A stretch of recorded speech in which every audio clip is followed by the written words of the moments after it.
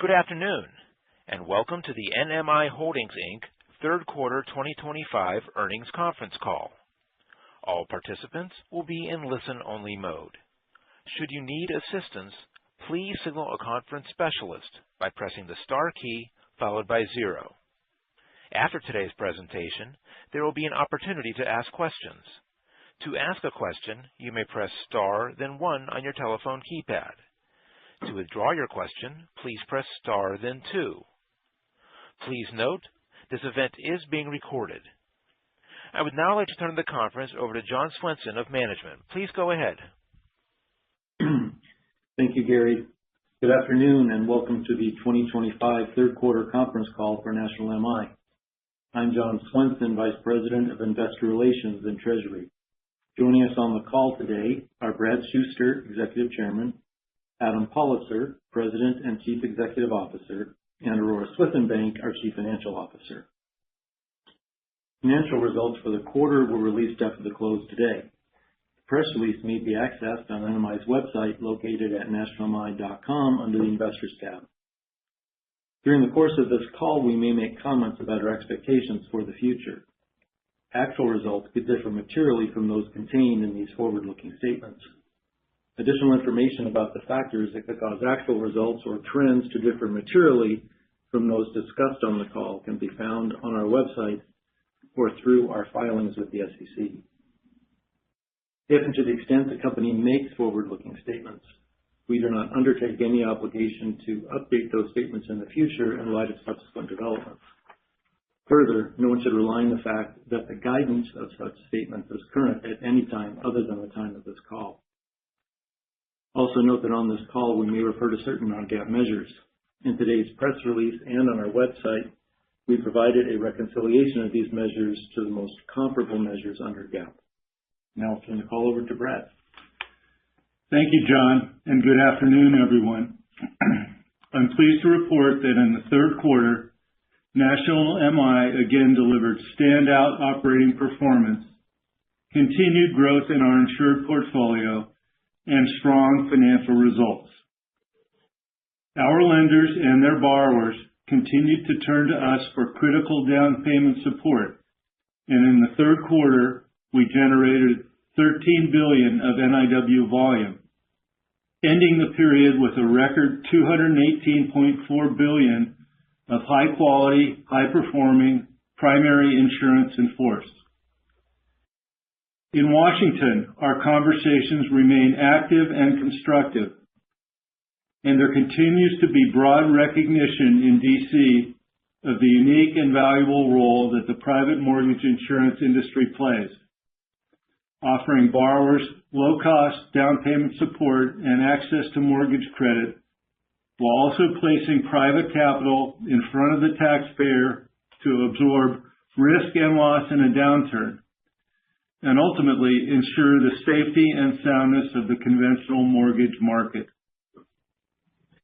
National MI and the broader private mortgage insurance industry have never been stronger or better positioned to provide this critical down payment support than we are today.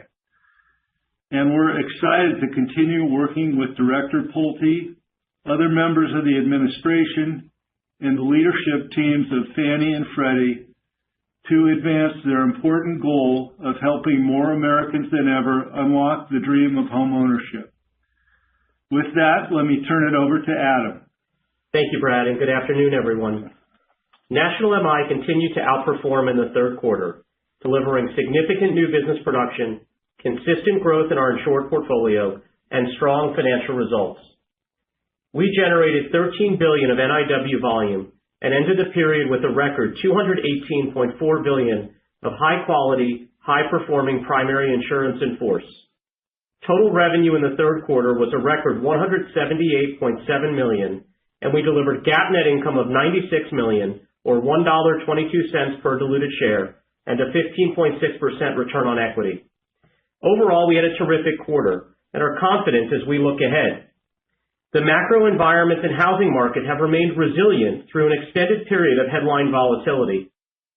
Our lender customers and their borrowers continue to rely on us in size for critical down payment support, and we see an attractive and sustained new business opportunity fueled by long-term secular trends and furthered by the recent improvement in mortgage rates. We have an exceptionally high-quality insured portfolio covered by a comprehensive set of risk transfer solutions, and our credit performance continues to stand ahead. We're delivering consistent growth and embedded value gains in our insured book, and we continue to manage our expenses and capital position with discipline and efficiency, building a robust balance sheet that's supported by the significant earnings power of our platform. Taken together, we see a clear opportunity for continued outperformance. Notwithstanding these strong positives, however, macro risks do remain, and we've maintained a proactive stance with respect to our pricing, risk selection, and reinsurance decisioning. It's an approach that has served us well and continues to be the prudent and appropriate course. More broadly, we remain encouraged by the continued discipline that we see across the private MI market.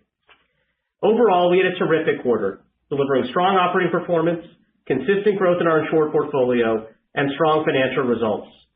We're in the market every day with a clear mandate and purpose, offering a low-cost, high-value solution that helps borrowers bridge the down payment gap and meaningfully reduces the cash required at the closing table. In the process, we help to make homeownership more affordable and achievable for millions of Americans and communities across the country, with coverage that works to insulate the GSEs and taxpayers from risk and loss in a downturn. Looking ahead, we're well positioned to continue to serve our customers and their borrowers, invest in our employees and their success, drive growth in our high-quality insured portfolio, and deliver through the cycle growth, returns, and value for our shareholders. With that, I'll turn it over to Aurora. Thank you, Adam. We again delivered standout financial results in the third quarter. Total revenue was a record $178.7 million. GAAP net income was $96 million, or $1.22 per diluted share, and return on equity was 15.6%. We generated $13 billion of NIW, and our primary insurance in force grew to $218.4 billion, up 2% from the end of the second quarter and 5% compared to the third quarter of 2024. 12-month persistency was 83.9% in the third quarter, compared to 84.1% in the second quarter. Net premiums earned in the third quarter were a record $151.3 million, compared to $149.1 million in the second quarter and $143.3 million in the third quarter of 2024. Net yield for the quarter was 28 basis points, consistent with the second quarter. Core yield, which excludes the cost of our reinsurance coverage and the contribution from cancellation earnings, was 34.2 basis points, also unchanged from the second quarter. Investment income was $26.8 million in the third quarter, compared to $24.9 million in the second quarter and $22.5 million in the third quarter of 2024. Total revenue was a record $178.7 million in the third quarter, compared to $173.8 million in the second quarter and $166.1 million in the third quarter of 2024. Underwriting and operating expenses were $29.2 million in the third quarter, compared to $29.5 million in the second quarter. Our expense ratio was a record low 19.3% in the quarter, highlighting the significant operating leverage embedded in our business and the success we have achieved in efficiently managing our cost base. We have a uniquely high-quality insured portfolio, and our credit performance continues to stand out. We had 7,093 defaults at September 30th, compared to 6,709 at June 30th, and our default rate was 1.05% at quarter end. Claims expense in the third quarter was $18.6 million, compared to $13.4 million in the second quarter, reflecting normal seasonal activity and the continued growth and seasoning of our portfolio. GAAP net income for the quarter was $96 million, and diluted earnings per share was $1.22. Adjusted net income was $95.7 million, and adjusted diluted EPS was $1.21. Total cash and investments were $3.1 billion at quarter end, including $148 million of cash and investments at the holding company. Shareholders' equity at September 30th was $2.5 billion, and book value per share was $32.62. Book value per share, excluding the impact of net unrealized gains and losses in the investment portfolio was $33.32, up 4% compared to the second quarter and 16% compared to the third quarter of last year. In the third quarter, we repurchased $24.6 million of common stock, retiring 628,000 shares at an average price of $39.13. Through quarter end, we've repurchased a total of $319 million of common stock, retiring 11.3 million shares at an average price of $28.25. We have $256 million of repurchase capacity remaining under our existing program. At quarter end, we reported $3.4 billion of total available assets under PMIERs and $2 billion of risk-based required assets. Excess available assets were $1.4 billion. Overall, we achieved standout financial results during the quarter, delivering consistent growth in our high-quality insured portfolio, record top-line performance and expense efficiency, and strong bottom-line profitability and returns. With that, let me turn it back to Adam. Thank you, Aurora.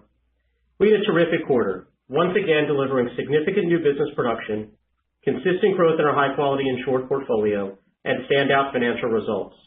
We have a strong customer franchise, a talented team driving us forward every day, an exceptionally high-quality book covered by a comprehensive set of risk transfer solutions, and a robust balance sheet supported by the significant earnings power of our platform.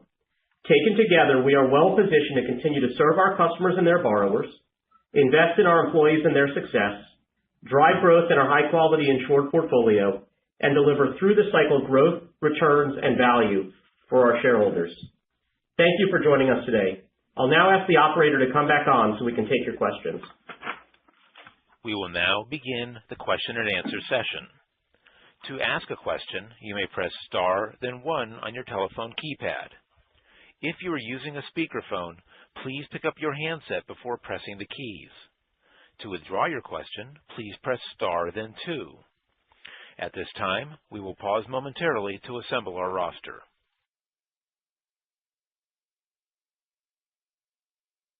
Our first question today is from Terry Ma with Barclays. Please go ahead.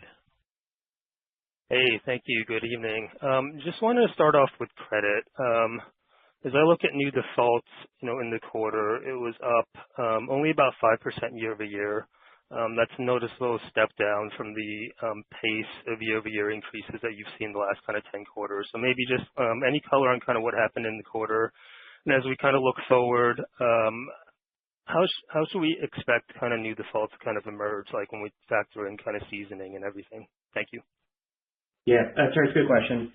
Look, I'd say broadly speaking, we're still greatly encouraged by the performance of our portfolio overall, including the trends, obviously, in the default population. The impact of seasonality coming through this year was a bit more muted, which is encouraging. I think we trace that to a few things, right? We've got broad resiliency that we've seen in the macro environment, and so that continues to set a favorable backdrop. We have an incredibly high-quality insured book, and our existing borrowers, broadly speaking, remain well situated, and we're seeing that continue to translate through to our credit experience.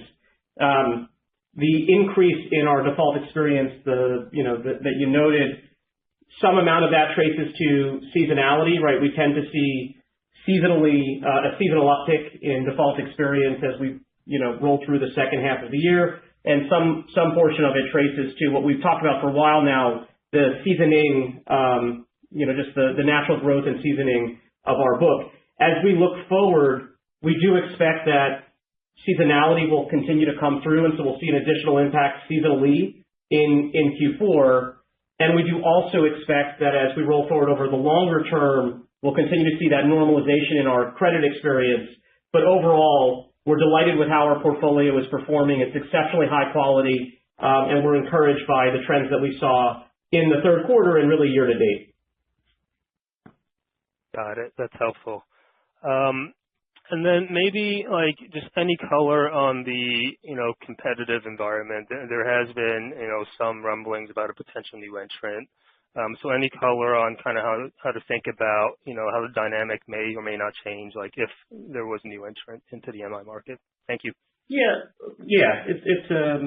say, look, it's not necessarily new. I think there's been periodic chatter about new market entrants over the years, and we're aware of, the latest effort that's out there. But I'd say, we perhaps more than anybody else know the challenges and difficulties that come with building a private MI business. It is not easy at all, right? It's really hard to raise the capital. It's really hard to build an MI-specific operating platform. It's really hard to hire the right team, to sign up customers, earn their trust, and also manage through an extended J-curve to get to a point of profitability. And when we look at things, say, today versus when we got our start back in 2011, the market's at a very different point today. And so today, there is no clear need in the market, right? At this point, the 6 incumbent MI players are all serving the market incredibly well. We're showing up every day for lenders and their borrowers. We've got ample capacity to support their origination volume. We've got their trust. We're offering, I think, broadly speaking, fair and valuable solutions for every borrower that comes through our market. And so it's difficult to know, obviously, exactly where things land. We don't know what will happen with the latest rumors, but it's a very high bar, right? It takes a lot of capital, a very large amount of capital to fund a PMIERs compliant business. And, if we were controlling purse strings and thinking about making an investment in a new entrant ourselves, I'd say we'd be highly skeptical that now is the right time to do that, given all the challenges that we would see for anybody who came into the market today. And that's not because the market itself is challenged, it's because the market is doing so well and the 6 companies that are there today are performing so well. So we'll see. We'll see ultimately if somebody new came in, everybody, the market will adapt around it. But I think going from discussions to actually having a fully funded, capitalized, approved entity, that's a pretty wide gulf. Got it. Super helpful. Thank you. The next question is from Bose George with KBW. Please go ahead. Hey guys, good afternoon. So can you give us an update on what you're seeing in terms of the strength of the consumer? Also, just any housing markets that you're keeping an eye on where, in terms of home prices or other, signs of potential weakness? Thanks. Sure. Yeah, good question. Look, I'd say broadly speaking, I noted in our prepared remarks, but we've been encouraged by the broad resiliency that we're seeing in the economy and the housing market for a while now. Headline unemployment remains low, inflation's cooled. Consumers, broadly speaking, are still spending. Businesses are continuing to make significant investments. The equity market, is continuing to set new highs. And so, the overall picture today is an encouraging one. But for us, obviously, it's not just about today. It's also what comes tomorrow. And so we always think about risks that might be on the horizon. And so, when we parse through the data, I think we can all see it on the macro side. There are signs in the labor market of some degree of strain emerging. We're not seeing unemployment increase, and we don't have government data for the last little while, but there are certain private data points that we could look at. So we don't see unemployment increasing, but certainly the pace of new hiring activity has slowed. I think consumer confidence is down, particularly amongst certain borrower cohorts. And there's broad talks of, I think we're terming it a K-shaped recovery. So we'll see. What I'd say from our vantage point, it's still a really encouraging and resilient backdrop, both macro and housing market. But we're always focused on, what might come. And then, Bose, I think you asked a question about, geos. We've talked for a while now that there are certain geographies, Florida, Texas, the Sun Belt, and Mountain West, where we're seeing some either a declining pace of house price appreciation or a turn in prices with inventory building. And that's still the case. Those same markets, there's nothing new. The pressure isn't new. But we're still seeing, when we look at the world, those markets that have been soft for a little while now continue to show signs that they're soft. And we see continued strength, though, in the Northeast and the Midwest.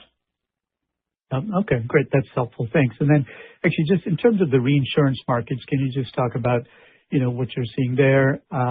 Also, just I guess you guys are more active on the XOL side, just in terms of execution, like why there versus more on the ILN side of things. Sure. In terms of what we're seeing in the reinsurance markets remain very robust, and we look at the pricing achieved by some of our competitors in the marketplace year to date. It's the best pricing that's ever been achieved. If we wind the clock back to 2024, we placed full XOL and quota share coverage for 2025, 2026, and a portion of the 2027 year with respect to the quota share. So we have a really nice runway in terms of our locked-in capacity in the traditional reinsurance market. So you may recall that in the third and fourth quarter of the year, the back part of the year, we typically engage with our reinsurance partners and talk about the opportunity to lock in further coverage for forward years or to optimize the coverage that we have in place. And so you may imagine we're engaged in those discussions currently. But again, it's a very strong reinsurance market backdrop leading into those conversations. And with regards to ILN versus XOL, we like both of those markets. Both of them have been very good sources of capital for us as a company. Recently, we have been more biased towards the traditional reinsurance market, in particular because it offers that forward coverage, which isn't available in the debt capital markets. And so that's been our recent preference just from a cost, flexibility, and speed of execution perspective. But we like both of those markets, and I think you should expect us in the fullness of time to be active across all different markets. Okay, great. Thank you.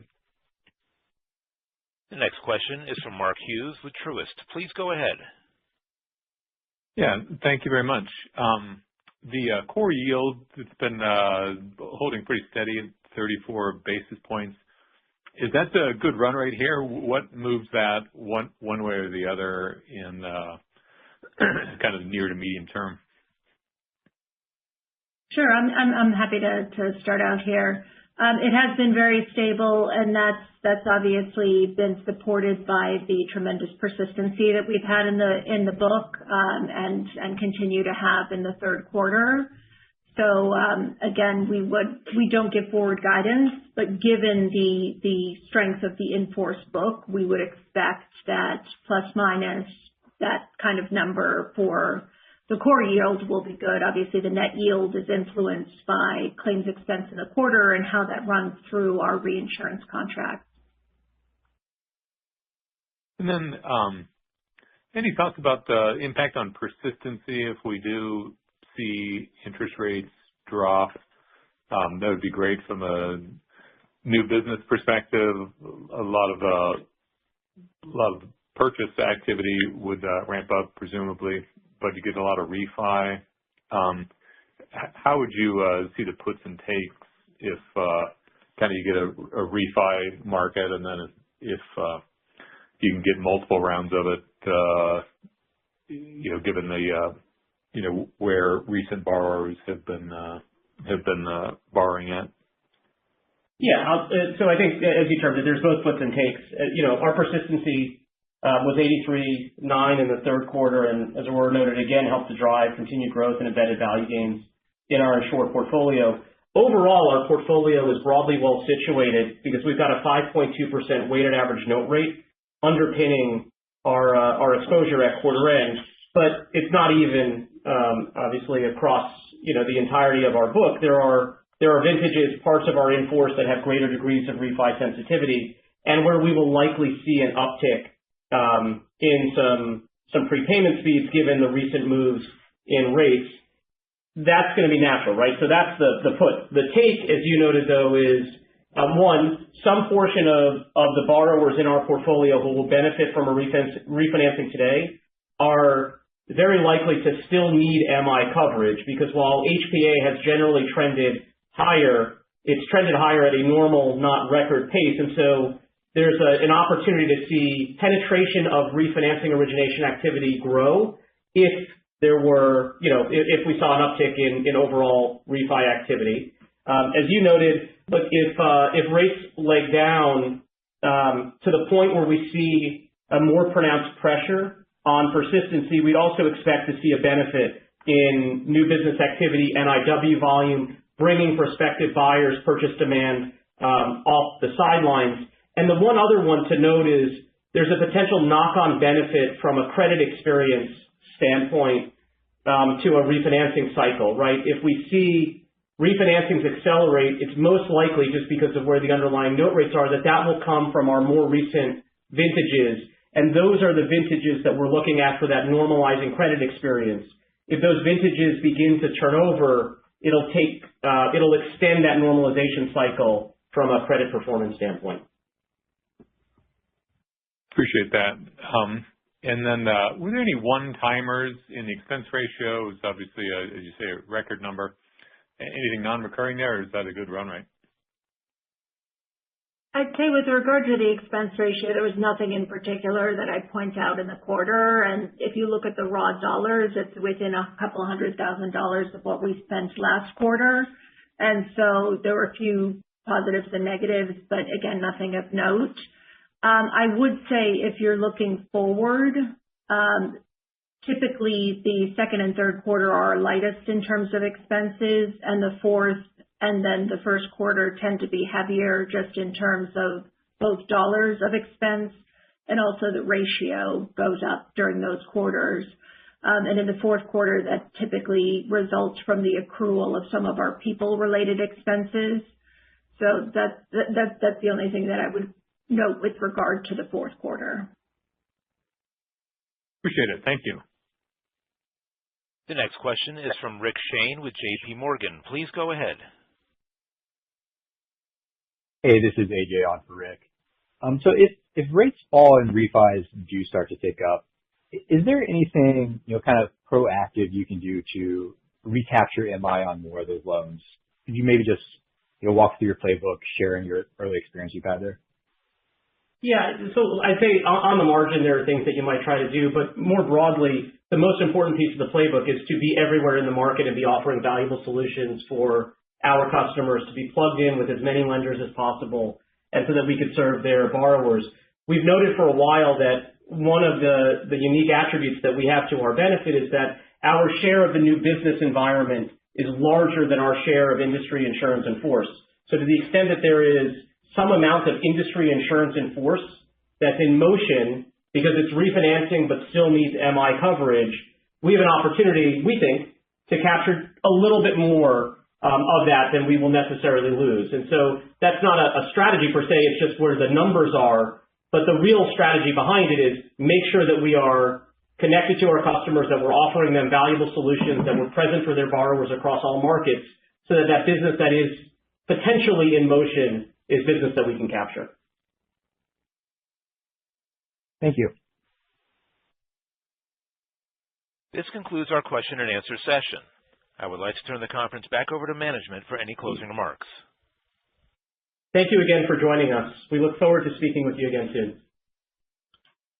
The conference is now concluded. Thank you for attending today's presentation. You may now disconnect.